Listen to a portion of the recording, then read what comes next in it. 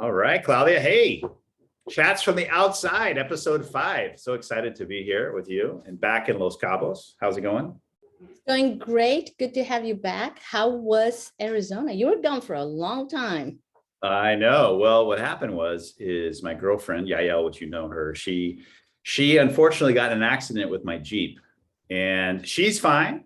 And what happened is the Jeep was not so fine, so it had to get repaired. So I was there for about 2.5 weeks more than I thought, but it worked out great, and I was able to spend a lot of time with my family, and again, just driving up and down the Baja is the most beautiful thing. We talked about it on the radio show, but really recommend people do it. But we were saying in Arizona, things are really open. There's still people wearing masks. And so it was interesting coming back into Mexico, actually crossing into California. It's so funny. The border between Arizona and California, it's like a different world in terms of the COVID restrictions. And I don't know what to think about it, but I feel things are more positive back here in Los Cabos, just the feeling. There is a definite shift, I feel. We moved Los Cabos, and the municipality of Los Cabos and the municipality of La Paz moved to level 2, which is just one level away from being in the green, which in the Mexican health alert system is completely open. Does that mean no masks? Does in the green mean no masks? I don't think it will ever mean no masks ever again. But definitely it means that we can go back to most of, to all of the activities. Originally, when this whole thing started, that was when children were going to go back to school, because authorities said that was, it wasn't safe to put children back in school. But interestingly, now it's September 13, while we are still at level 2, hopefully, children are going back to school, although it's kind of like a selective thing. Not all children will go back to school. Some parents have decided to keep their kids at home for now.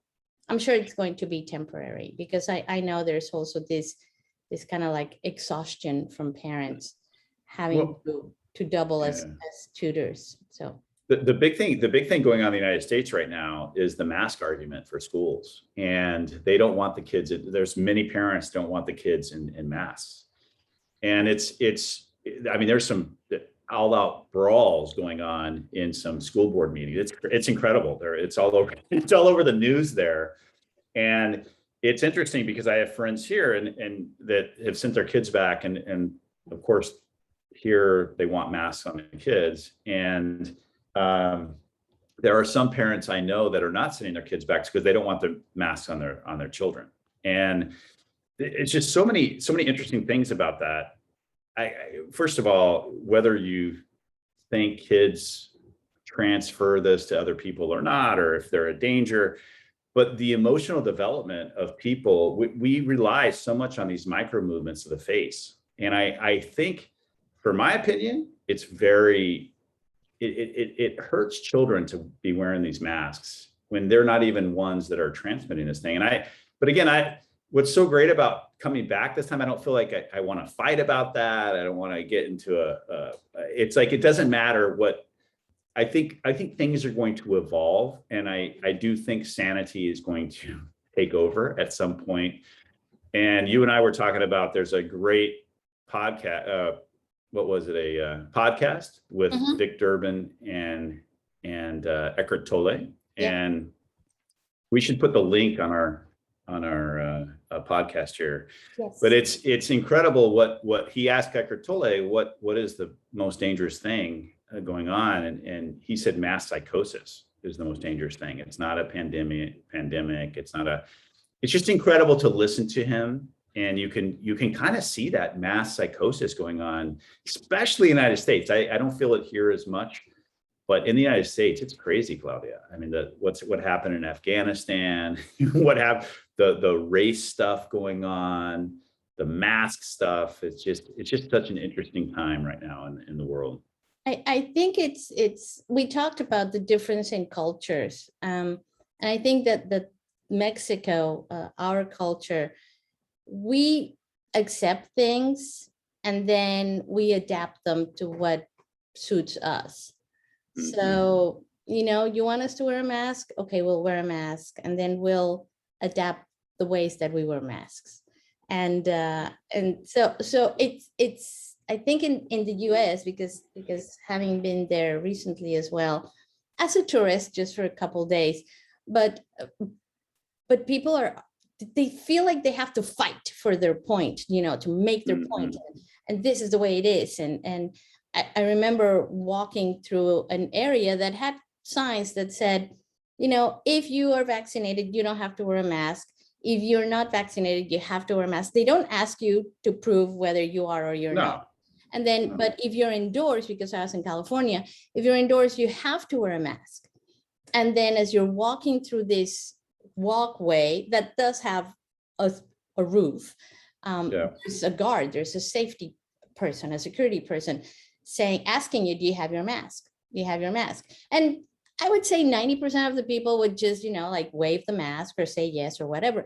But that there was 10% of the people that would stop and argue, like, just walk. You know, whether you have it or you don't have it, why pick a fight? And I think that's the difference. I don't think that we as a Mexican, as a culture in Mexico, as a culture, we are as confrontational as the US. And hopefully that's what keeps us to a degree in a more positive state of mind. And I do believe that having a positive state of mind, as we've talked also before, also helps you be healthier and have a stronger immune system, and just, you know, be able to deal with what life and this whole crazy world throws at you. I don't know. That's just my absolutely. And I will say, just to expand on your point about being confrontational, I am grateful in huge ways that there's people in the United States that are confrontational, and especially these governors that have decided that they care about freedom more than they don't believe that the government should be putting mandates, that people should be making their own choices. And I do feel strongly that has kept the United States and Mexico in a very interesting way freer than, I mean, look at New Zealand right now. That it's crazy. New Zealand and Australia, I mean, they should be more confrontational. You cannot allow your government to tell you the things that they're telling them to do. It's crazy, Claudia. One case in New Zealand and they shut down the whole country. That's unbelievable, unbelievable. And the other question I do have, which I do not understand this whole thing, is they keep saying there's these Delta variant, and then now there's the Mu variant. I don't know if you saw Dr. Fauci. No, let's say that I don't follow him. Well, he now is saying there's a new variant called the Mu variant. There was a Lambda variant. But my question is, because this is where I really question the science that they're talking about. Who is testing for the Delta variant and the Mu variant? What tests are they using? I don't understand it. The PCR test tells you whether you have COVID or not, but how do we know if there's a Delta variant or a Lambda variant or a Mu variant? I know in Mexico, there is a center in Mexico City, and they test for certain markers, but the test takes a long time. So I don't know how they're doing it in other parts of the world. And I do remember when the Delta variant first came up, and it was all over the news that, you know, 100% of the cases are Delta variant. And the health, the Secretary of Health for the state of Baja California Sur had sent some samples to this center. And let's say that the center discarded most of them because they didn't have the conditions that were required for them to be able to run the test. And so and I don't remember the numbers, the exact numbers, but it was a very small percentage when in the news they were saying 100% of the cases. And that changed with time as they got more samples that were actually qualified or suitable for testing, and the percentage increased. But the dumbed down explanation that I got, because I was like, okay, so explain it to me in plain terms. Yeah. It's kind of like the influenza virus that continues to mutate, and every year it's a new kind of influenza virus, because the coronavirus is very similar to that. That's what's happening. Again, this whole thing is so new that so many of the things that are perceived as this is the absolute truth and the fact at the beginning evolves, and you hear about it 3 weeks later and it's all completely different. So well, and that's what I think is so interesting is any questioning of anything, is there's some censorship going on, which is very dangerous. And that's the only part that I feel like, you know, a lot of us need to push back on. And there's a lot more pushing back on that, because the science is not settled. Science is never settled. That's the definition of science. You keep learning new things, and it's really okay. It's really okay to question things and question authority. And I think that we need to get back to that. I feel like there are people breaking with the norm. I don't know if you saw in Japan, they're using ivermectin now. They've allowed it for everyone. They've seen it give huge dividends. India is actually suing the WHO over ivermectin, and it really stopped their spread of the Delta variant in India. And ivermectin just saved a lot of people. And it's very interesting to watch. My sister got COVID when I was in Arizona. And what do? We called her functional medicine doctor. He prescribed ivermectin, and she was doing much better the next day.